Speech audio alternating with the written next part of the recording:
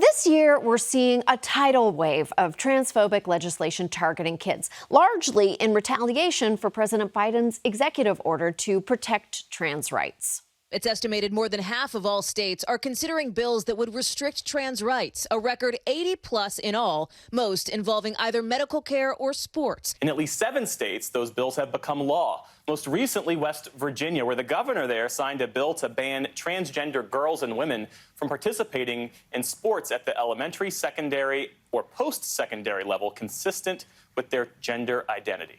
This is so awful. The only person who should be kicked off their team is the soccer coach who spends the entire practice complaining about his divorce.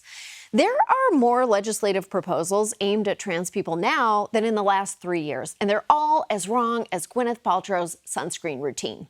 The argument that lawmakers are bringing to this is that transgender inclusion in sports would harm women's equality. When you allow boys to compete on girls' sports teams, the boys are going to be, because of their physiology, superior, in general, superior performance. They're going to take scholarships that are supposed to go for girls. So I have 3 daughters, TJ, and in this country, we have fought for years and years to ensure equal opportunity for female athletes. And if you allow biological males to compete on the athletic field with biological females, then biological females are going to be put at a disadvantage.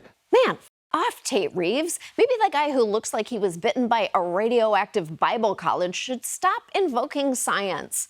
Conservatives are staging a coordinated attack on trans kids by making up a problem that absolutely doesn't exist. And you know they're desperate because this time they're saying it's to protect women's rights. Usually Republicans only care about women's rights when Callista Gingrich is fighting for the right to make chili while wearing a business suit. I support a woman's right to choose, but some women choose stupid. Most of the legislators who sponsored anti-trans bills this year can't even cite a single instance where trans girls competing in sports has caused problems. Rather, these laws stem from the very incorrect misconception that trans women are not women. People substitute the words transgender girl and transgender women for men and boys. And I think there needs to be a distinction drawn. Transgender women and transgender girls do not have men's bodies, especially after they start hormone treatment or puberty blockers. Most medical experts, including the American Academy of Pediatrics, say there's no scientific or medical evidence that transgender female athletes inherently have an edge. It should go without saying that trans women are not men and they don't share the same physical traits as cis men. More importantly, you can't assume all trans people have the same athletic ability, just like you can't assume that all cis men and cis women have the same athletic ability. I mean, if that were the case, it would be really good news for me and really bad news for Serena Williams. Republicans love to use testosterone as a buzzword when discussing trans athletes. They falsely claim trans women automatically have more testosterone and therefore more muscle mass than cis women. But studies don't show a consistent relationship between testosterone and athletic performance. They do, however, show a consistent relationship between testosterone and when things went wrong for Carrot Top. But all that pesky science still hasn't stopped every single conservative head from perpetuating these lies. If this is not changed, women's sports as we know it will die. They'll end. The discipline, the teamwork, the camaraderie, the competitiveness that girls' sports teaches is effectively destroyed from this bill. So should someone who looks like me, I look like a man, you think I was a man, I say I'm a woman, and I demand to play in a women's sports team, I demand to go to women's college. That's a real thing. That's not a real thing, and no one's doing that, you transphobic, bleached white asshole. The world is not Tootsie. If the world is any Dustin Hoffman movie, it's Meet the Fockers. It was a documentary. There was really a family named the Fockers, and Robert De Niro really met them. So why are conservatives actually targeting trans athletes? Fear-mongering, baby. Just like with the bathroom bills, Republicans are trying to scare their base into voting for people like Governor If Life Didn't Go Well, Pat Sajak. And they are pulling out all the stops. More than 30 states have already introduced bills that would ban transgender students from playing on teams that match their gender identities. In March 2020, Idaho passed a transgender athlete ban that's become a template for other states. The law not only required athletes to participate in sports based on their sex assigned at birth, it also mandated that All participants answer invasive questions about their sex, surgical procedures, medications, and if they've had sex organs removed. That is disgusting. It's such a terrible invasion of privacy. Even transvaginal wands were like, whoa, that is f***ed up.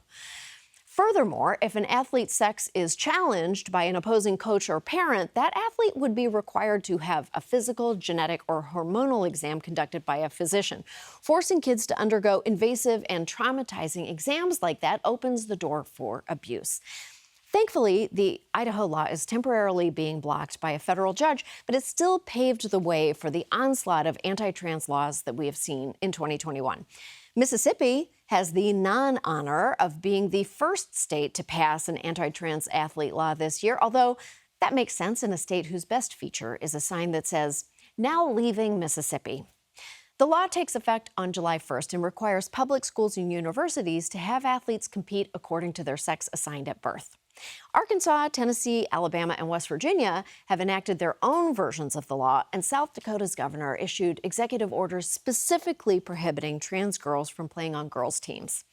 The only way South Dakota could be more regressive is if it spawned its own Deep South Dakota.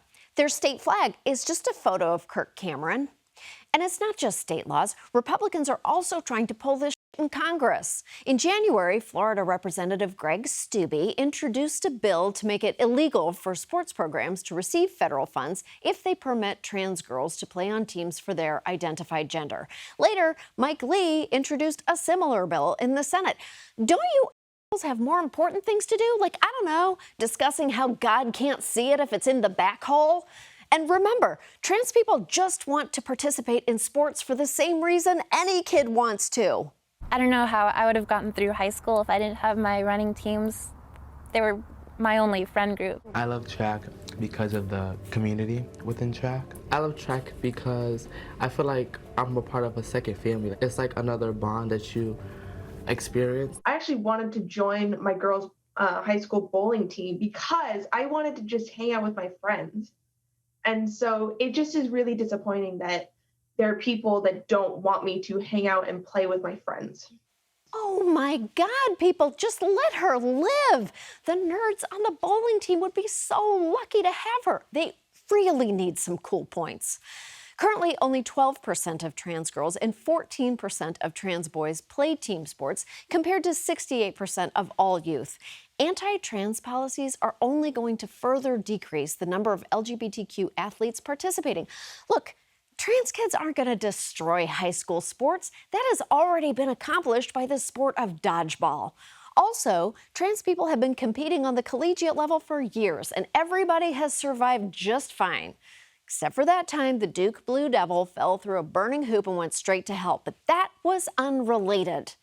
Claiming trans women are taking away opportunities from cis women is just false. If anything, it's cis men who are getting in the way. Trust me, I know.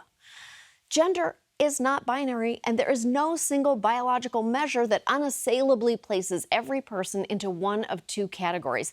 We need to create an environment for trans people to exist safely and socially, and that includes playing sports.